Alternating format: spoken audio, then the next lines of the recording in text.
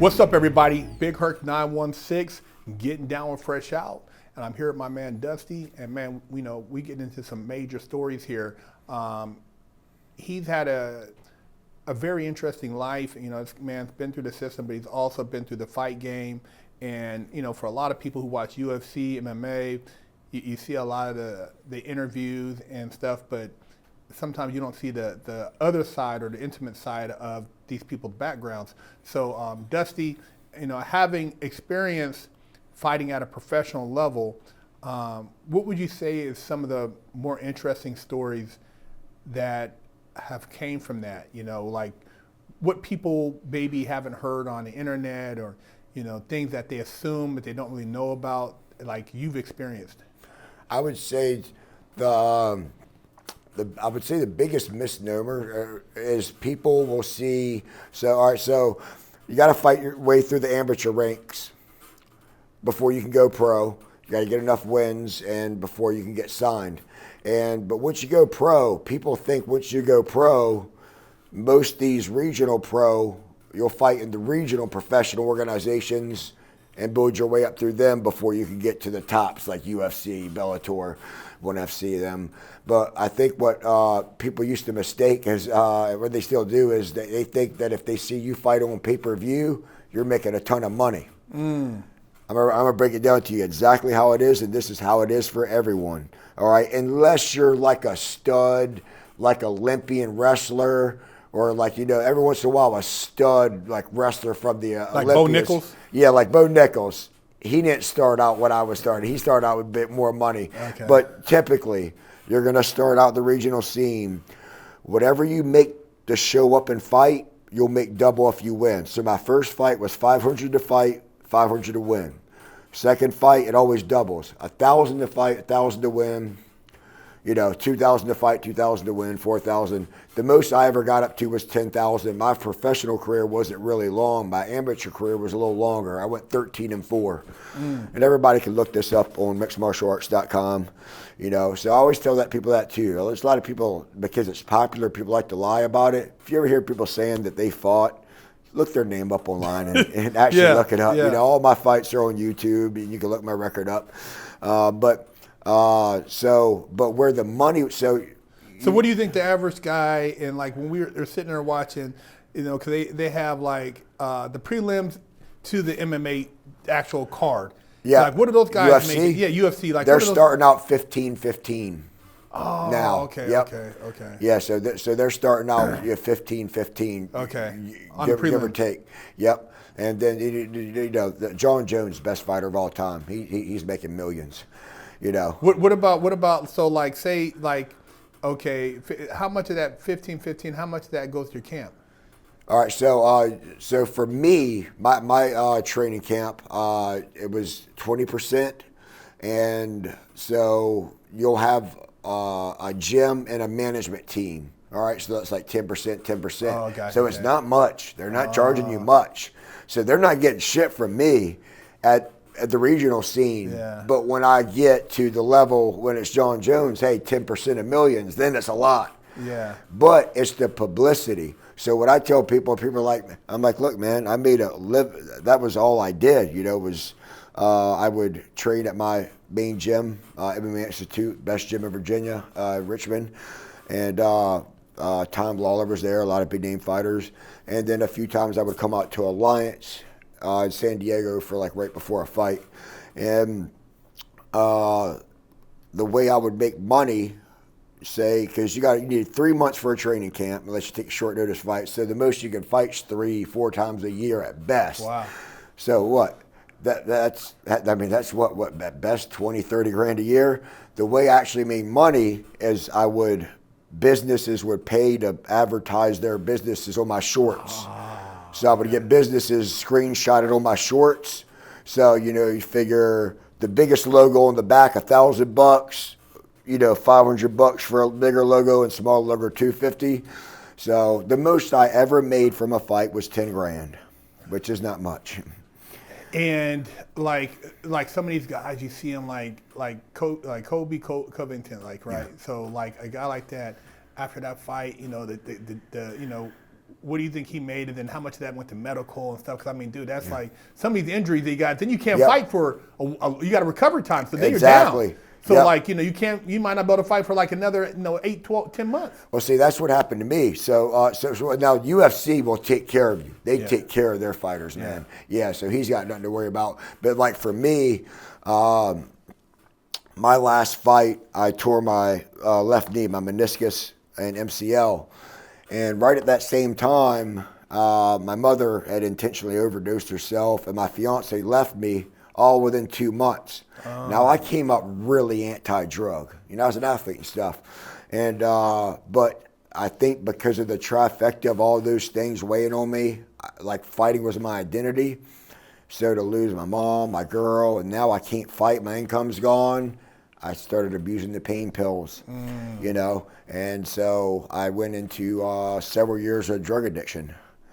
Yeah, and it was bad. It was brutal, man, and that's what really, took my career off. My knee was already healed, but by then I was too sick.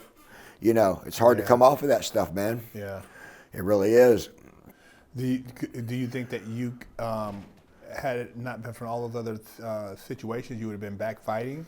Oh yeah, 100%. It was. I would say it was the breakup that did me. As embarrassing as weak as that is, but sometimes we as men, we're weak. Yeah. I could have handled the breakup. I could have handled my mom's loss. I could have handled the injury. But when you have 3 major stresses at once, sometimes it can just be too much at once. Because any other time I would have never took them pills because my parents were functioning pill addicts, so I knew the dangers. Yeah. But I took them, and that anxiety that just went away. And how did you finally kick that? Oh man, after several tries, man, several failed attempts, man. I consider myself a pretty mentally strong guy, man. I mean, you got to be somewhat to fight professionally, to go through prison, stuff like this. And I tell you what, man, dude, that's the hardest thing I've ever beat. I'll put it this way, man, because then after a while, your body will get used to any medication, or drug. And once the pain medications, I got too used to them, I started adding the Xanax to them, like you hear the rappers talk about.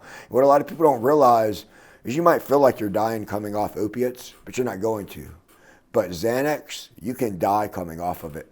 So I went to a $10,000 state-of-the-art rapid detox. And when I came out, dude, I kid you not, I did not sleep for more than 10 minutes and would wake up in seizures for 6 months. And was on like a panic attack level for 6 months. Damn. Like I thought I was gonna die, dude, for sure. So when you hear people, and because I used to really look down on drug addicts, or I just thought they were weak, once you just quit. But after I went through that, I said, man, no wonder people can't kick this shit, man. Yeah. It's rough, man. So what I recommend people, man, is just do not even start, man. Yeah. Don't even start. Slippery slope. It's a slippery slope, man. And if you do happen to already be in the situation, get hope soon as you can. Go somewhere. Do not stop, because that stuff. Even those Xanax bars, they're filled with fentanyl on the streets. They're killing people, man. Yeah, I've talked to people. I know a friend tried to. He had to go through some serious stuff to kick Adderall. He got hooked on Adderall. Yeah. And he said when he tried to come off, he was like, it felt like he was like shitting on himself, throwing up, really sick. He couldn't leave the house. It's like trying to kick heroin. Yeah. And he said he was just tore up, man. And he had to get some special medication from Mexico and try to do all this stuff. And he said it was hard, man, because he was trying to work all these hours, do all this stuff, and then he couldn't come off. Yeah. Yeah, it's rough, man. It really is. And stimulants are the easier ones to come off. Not saying it's easy. It's still hard, but like the downers, the opiates and benzos, they're way harder. That's a whole nother level. Yeah, that's a whole nother level. That's considered a stimulant, Adderall. Yeah. Yeah, wow. Yeah, Adderall's a stimulant. Wow. So that's, because, mine were the downers from the injury. Whenever I took, Adderall, I could come off them. I wouldn't even notice it compared to the other. But it's, and it varies from person to person because our brain chemistry is different. But they're putting that fit. This is my opinion, but it's not just my opinion because this is coming from intelligence and military. this carfentanil is a bioweapon from China. Oh, I believe it. Yeah, it really is. I believe it. I believe it because they're hitting us from every angle. Well, you got to think like people think, oh man, they're gonna invade. Look, man, you if you have like beautiful houses, all these assets, you want that stuff intact when you take it over. Mm-hmm. You don't want to destroy things that can be of value. Exactly. So what you do is you get rid of the people who own it through whatever their weaknesses are. Exactly. And and that's an old thing people don't realize. That's what Cecil Rhodes and them did when they took over China. The Opium Wars. Yep. They flooded it because they wanted the spices and all that stuff, and they didn't want to negotiate. So there was some exchange of like artillery, but when you talk about like taking over something and trade routes, that's how they got Hong Kong. Yeah, That's part of the Hong Kong. People don't understand Hong Kong was like a 100-year deal. Yeah. And that was a part of that because we're gonna, peace, and that's why China's so hard on drugs because they know how it can destroy a nation. Yep. And so drug use, man. I was always scared to death of drugs, man. I've sold it, but I used to see people, man, and I remember seeing somebody smoke crack and meth, and I'd be like, they're looking and they look in their eyes, and they're like, you want to try this? I'm like, oh, man. They're all paranoid. It's like, man, they don't just look like, enjoyable. No, it's like an emptiness, Yeah, like just they gone. just disappear, man, and I'm like, shit, and I'm selling this stuff at the time, but I'm not thinking I'm just trying to get money, but I'm like, man, I would never try. It's like I don't even have a curiosity to put no pipe in my mouth. No. Scared to death, man, so. No, and the karmic debt attached to it. Yeah, man. And then, going back and looking, like you said, just dealing with those people and just like it's just it's a trail, man. It's like touching something that's just bad energy, Yeah. And like, I'm not proud of it. I'm not proud, man. I was moving this and that, I just did some stuff, man. And I was just, a dude out in the streets, man. Yeah, man. So, but I don't glorify doing that or recommend somebody try to make their living like that, Oh, no, I know you don't, man. You're one of those, in my opinion, the most solid. You and Chad are the most productive people I see in this industry, man, as far as making the most, just being completely truthful, and helping people, and that's why I did go on Big Lance's because me and Big Lance were both in the Virginia penal system. Do you have any stories of any of the cool fighters you met? You ever met anybody big? I mean, I've never. Yeah, a lot. Who you met? Well, I would say back at home, the only big fighter we had that fought in the UFC quite a bit was Tom Lawler, so I trained with him. Okay. But then when I came out here to Cali, I've trained with a lot of different ones, man. I've trained, like I said, at Alliance, there was Jeremy Stevens, Dominic Cruz, at Huntington Beach. Rafael Cordero. Okay. Yep, he has. So I've been around many of them, man. And Tito Ortiz, you ever met Tito? No, I've seen him at a UFC, and he was a lot bigger in person than I thought, man. Yeah, big dude. Man, he's a big dude, man.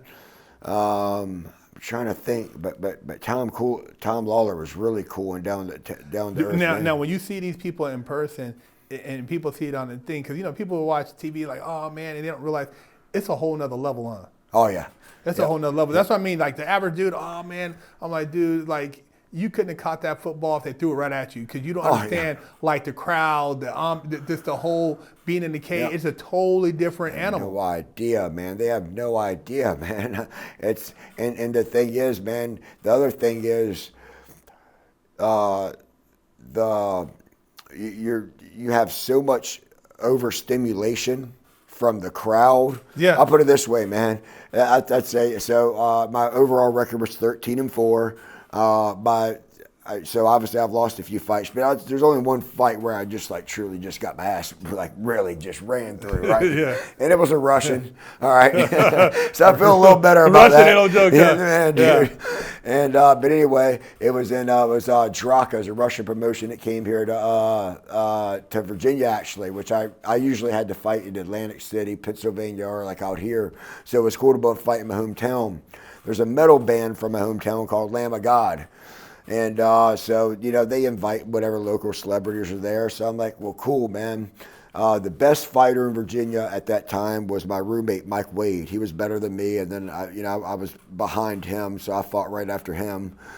Or I fought right before him. He fought last. But anyway, it was all Russians versus all Americans. Every one of us lost, bro. Damn.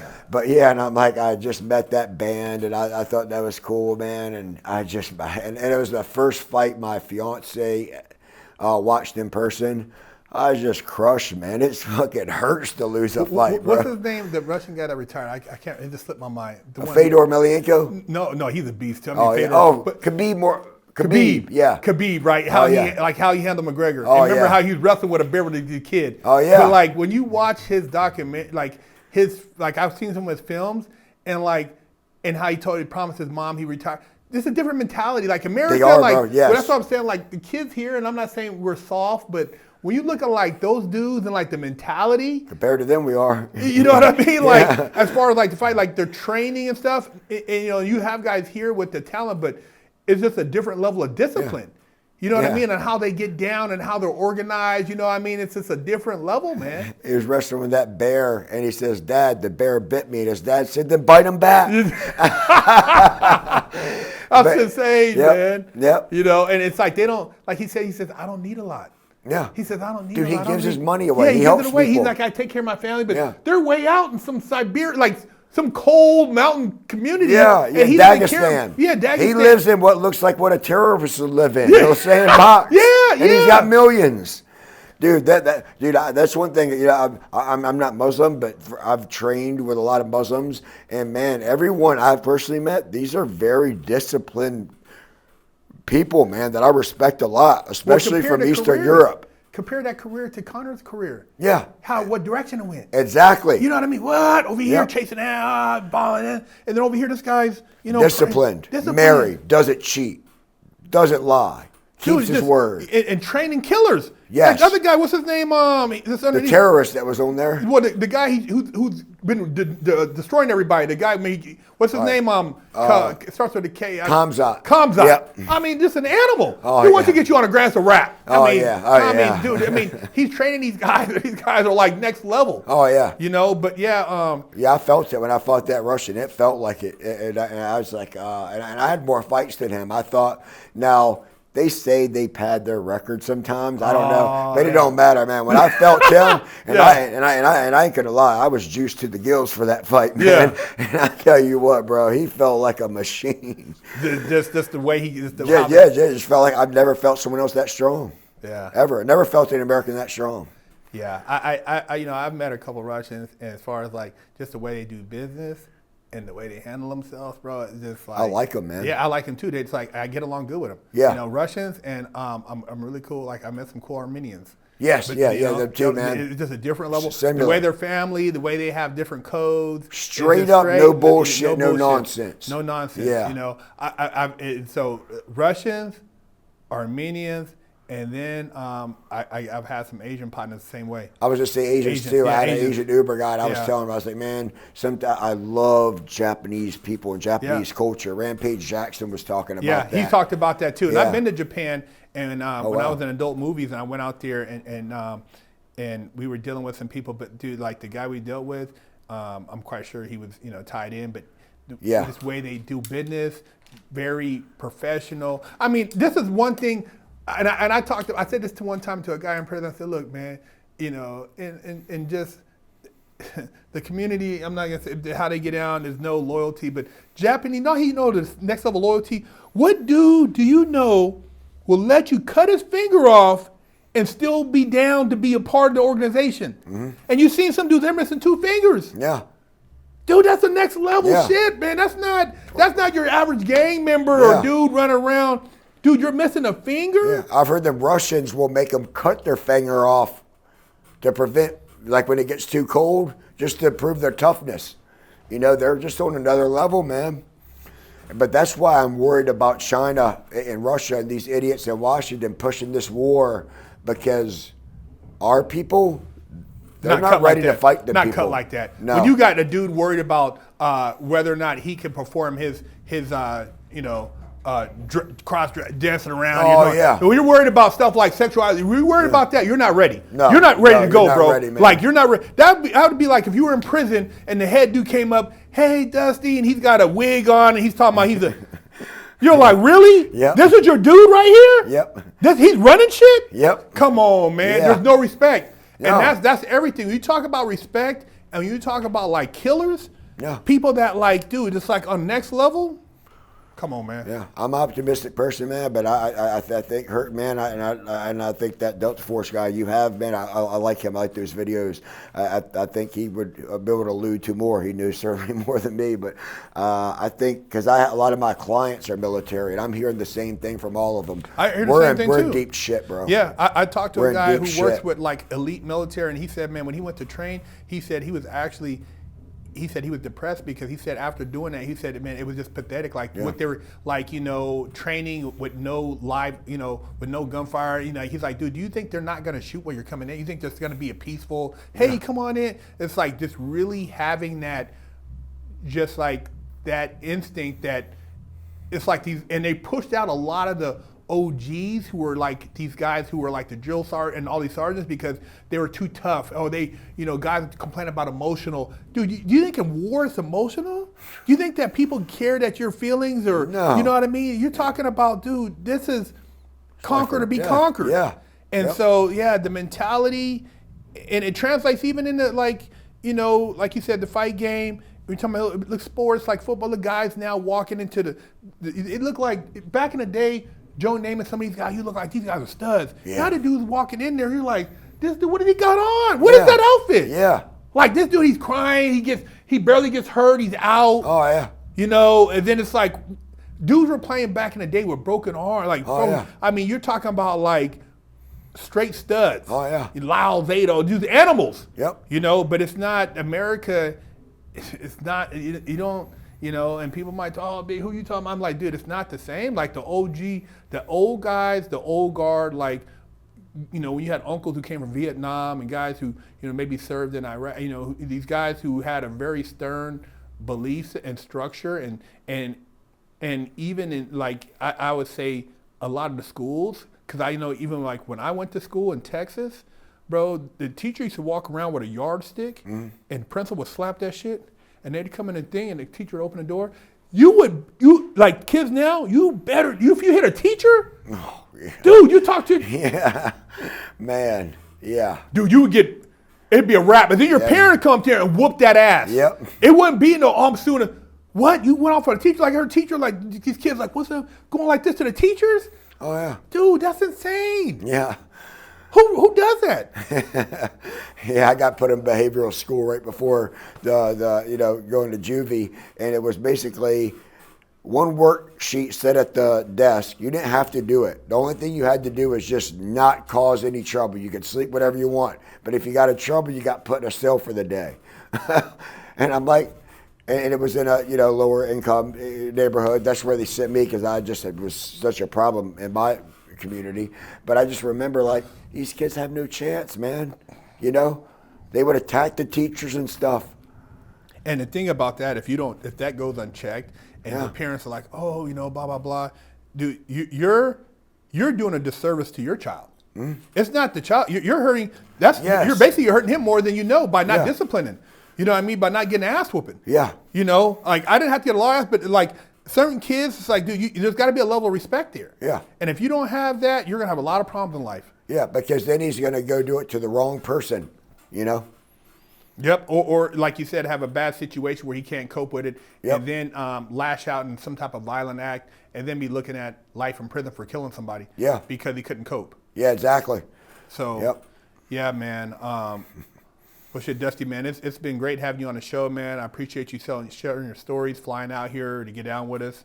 I hope we do a follow up, man. And absolutely, man. I greatly your appreciate story, you having man, me out here. I hope Big fan of you. Inspires a lot of people. How can they find you on social media? All right, so YouTube, Dusty Shaw Fitness, and then it's the same on Facebook, Instagram, and just started TikTok. So I'm on all of them. And then my Gmail is DustyShawFitness@gmail.com. Okay. So and we'll have the links in the description for everybody so that they can, interact with you. We'll have it on all the videos.